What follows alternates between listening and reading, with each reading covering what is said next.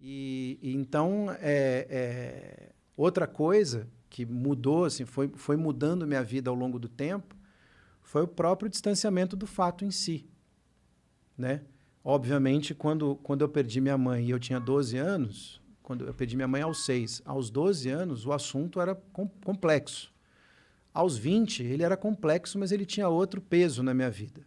Aos 46, eu tenho uma compreensão de tudo e uma maturidade para conviver com tudo aquilo e colocar as coisas nos seus devidos lugares e dar o devido peso para cada coisa, que só melhora a minha relação com o fato em si. Quer dizer,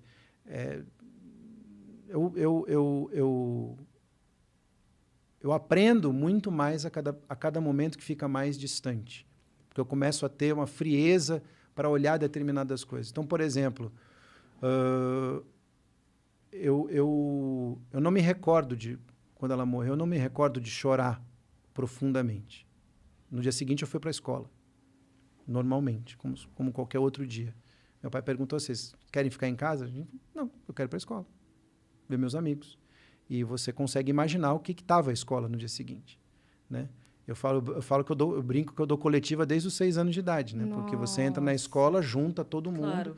E aí pergunta que se você não devia estar fazendo com uma criança de 6 anos, você tem que responder. E professor que tem um tato zero, né, na sua vida. E a vida foi indo. E você vai se autorregulando, né?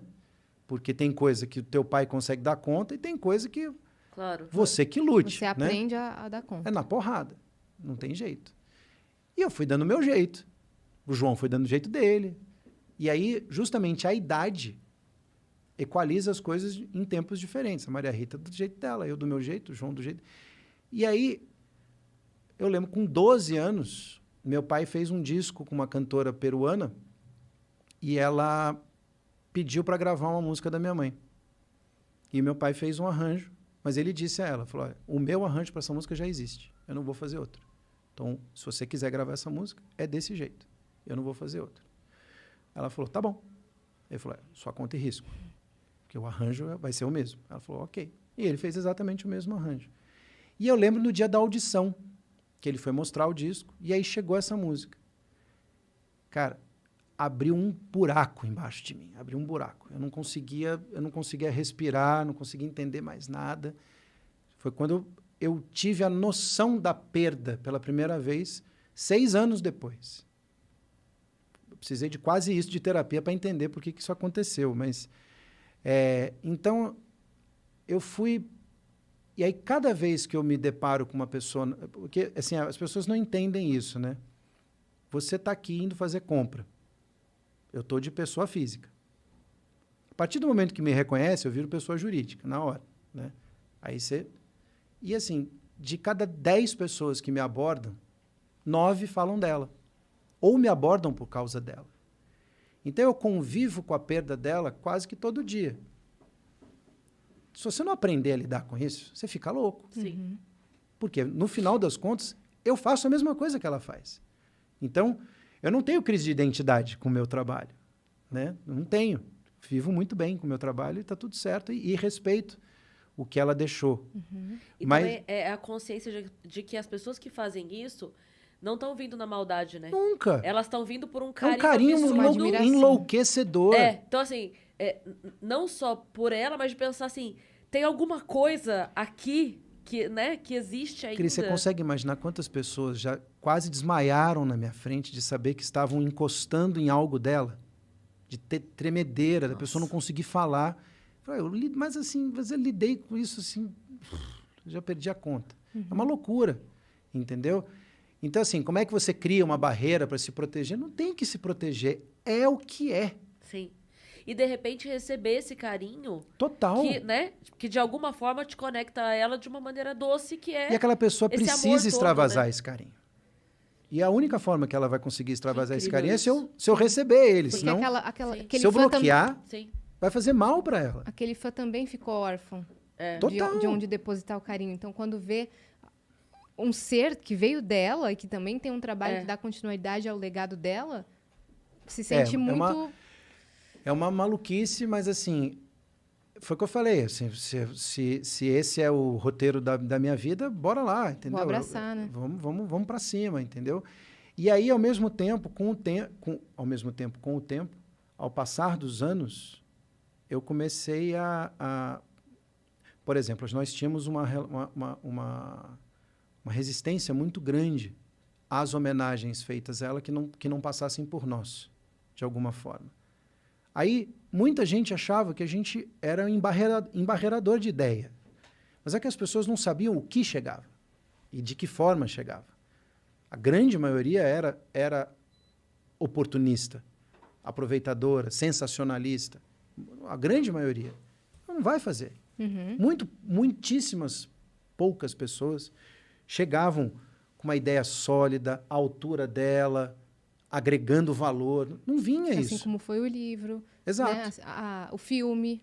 E aí você começa... Bem, fechamos em copas, não atendemos ninguém.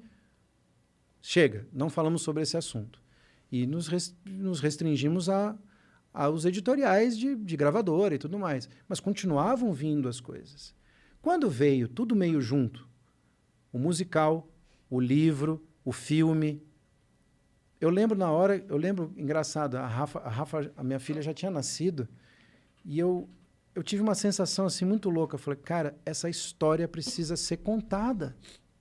Ela precisa ser contada. Entendeu? Mas a gente só vai ter a real noção do impacto disso, do quanto isso é bom, quanto isso é ruim, se a gente deixar fazer. A gente está aqui para se manifestar. Deixei fazer. A Cris quis fazer. Beleza, a Cris fez. E aí? Não gostei.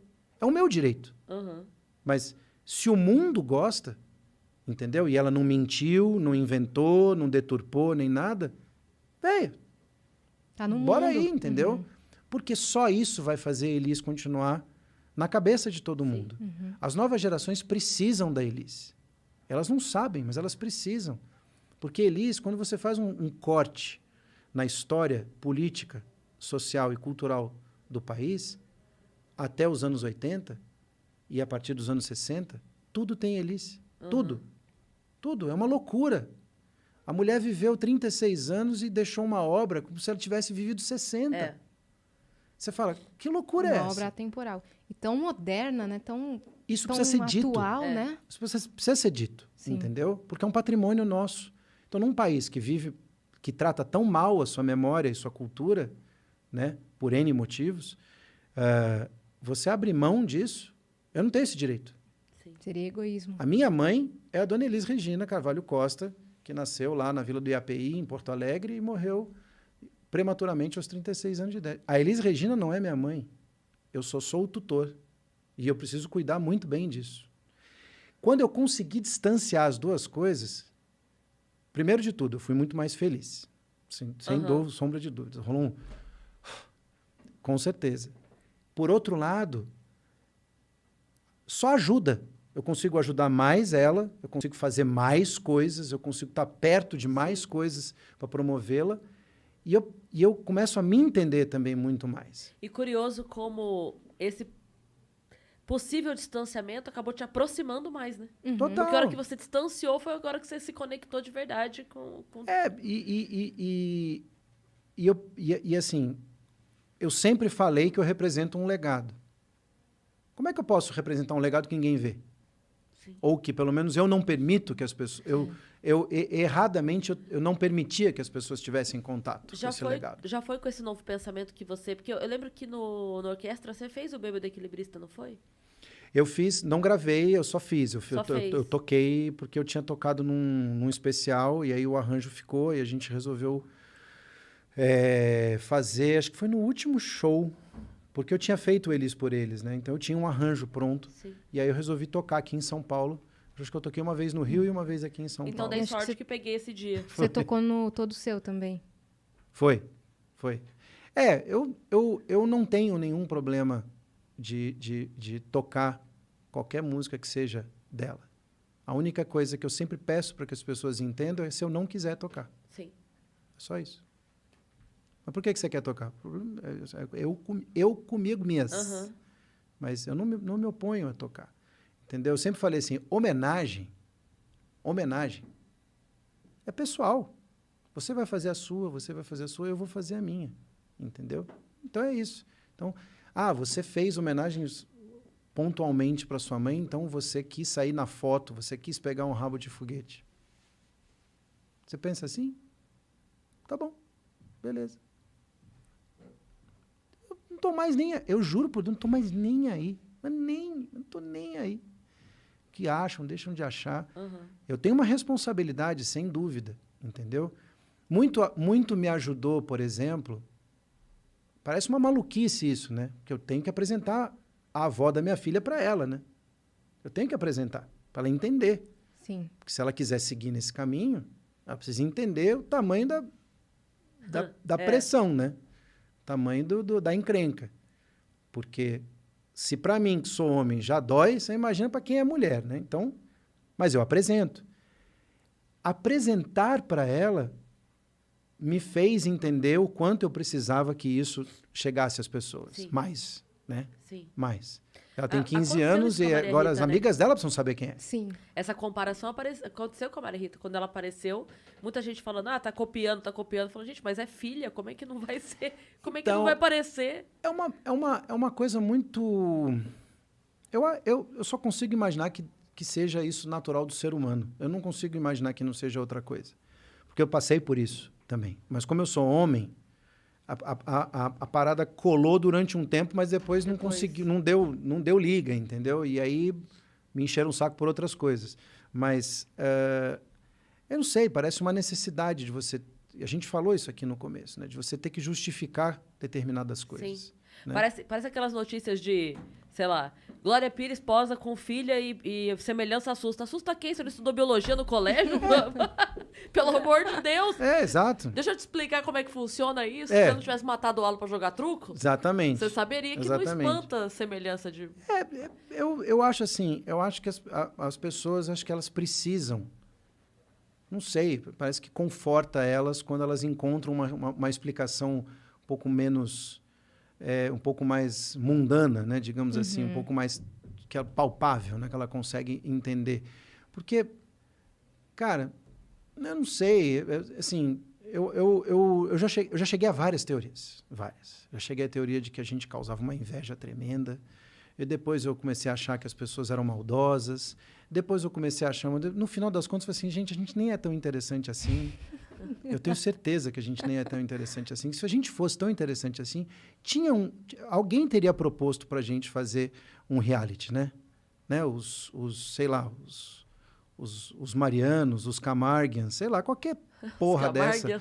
Sei lá, entendeu? Pô, não é má ideia não, hein? Não, todo mundo pensa em fazer isso, mas assim, eu falo assim, mas é que os nossos arranca-rabos são diferentes dos outros, então não sei se vai ter tanta graça assim, né?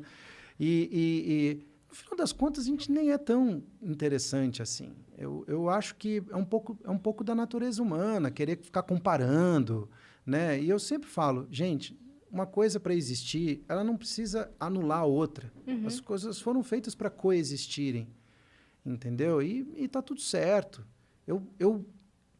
Eu acho que talvez se ela não tivesse morrido, primeiro que esse papo não existiria e ele seria sem graça pra caramba, porque ela estaria aqui falando um monte, dando bronca em todo mundo e pegando no pé de todo mundo. Mas eu acho que, assim, eu uma vez falei isso e eu tenho quase certeza absoluta. Eu acho que se ela fosse viva, talvez eu não fosse cantor. Porque com o grau de exigência que eu tenho comigo, olhando para ela, eu nunca abriria minha boca. Mas nunca. Porque eu falei, é para comparar? Comparo eu. Eu comparo. Eu não preciso que você compare eu, Pedro Mariano, como cantor, com Elis Regina. Ela é muito melhor. Até porque ela não vai ter chance de fazer o próximo disco ruim. Ela não vai fazer merda. Eu vou, um monte. Já fiz e vou continuar fazendo. Ela não, ela é perfeita. Ela não tem defeito. Ela não está aqui para dar uma entrevista e pisar no pé de alguém e alguém ficar bravo com ela e ela ter que dar explicação, ser cancelada. Não está. Ela é perfeita. Então, se você acha que você está contribuindo de alguma forma, me comparando a ela, se você acha isso, que pena. Porque não está ajudando em nada. Ela é ela. E ela fez o que ela fez ralando pra caramba. Ela trabalhou demais para fazer o que ela fez. Quase, creio, parece até que recebeu alguma mensagem de alguém dizendo que o o trem dela ia partir antes. Porque o que ela deixou é surreal. É surreal de pouco de tempo. volume, né? Aham. De volume de trabalho. Qualidade nem se fala, mas é surreal. Sim. Então, assim, quando você olha tudo isso, é de uma covardia sem tamanho você querer compará-la com qualquer pessoa. Você quer comparar com os filhos? Que ser humano é esse que faz um negócio Pois desse? é. Se você tem filho, se transporte para essa situação e veja se você está Pois é. fazendo o bem. É. Ou se você não está só É enchendo cruel, né? o nosso saco. Entendeu? Com isso. E é cruel. Que comparação doida é essa? Que É você faz do desnecessária. filho com a mãe. Entendeu? Já não basta a Jornalista perda. fez, nego de gravadora fez, público fez. É assim, é um negócio. Aí eu chego à conclusão, é da natureza humana. Porque Tipo, não pode ser, né? Porque não pode ser racional, entendeu? Uma coisa racional. Sim. Assim, não, mas você viu? Não compara, entendeu? Uma vez me perguntam muito, né? Por que você fez esse disco? Pô, no meu DVD, que eu gravei de 10 anos de carreira, me perguntaram por que eu chamei a Sandy. Eu falei, por que eu tenho que responder essa pergunta, gente? Que pergunta é essa? Não, por que você chama? Porque, acredito que é porque eu gosto dela, né? Porque Alguém discorda que ela canta bem aqui, É, por favor? Não, aí eu fiquei fazendo durante um tempão, vinha sempre essa pergunta, e eu fiquei perguntando, falei, será que é porque nego acha que foi forçação de barra de gravadora? Que a gente era da mesma gravadora? Falei, gente, é só olhar, olha as minhas entrevistas, eu cansei de elogiar A ela. Sandy é incrível. Eu adoro ela, aliás, eu adoro a família toda. São pessoas incríveis. dois. Então, assim, quando você pega esse tipo de pergunta, vindo assim, out of the blue, você começa a entender, fala assim, acho que não foi o cérebro que fez essa pergunta, né? Foi algum deslize, entendeu? Porque, assim, você fala, maldade? Putz, mas será que a pessoa acordou de manhã e falou assim, hoje eu vou fazer uma maldade? Não.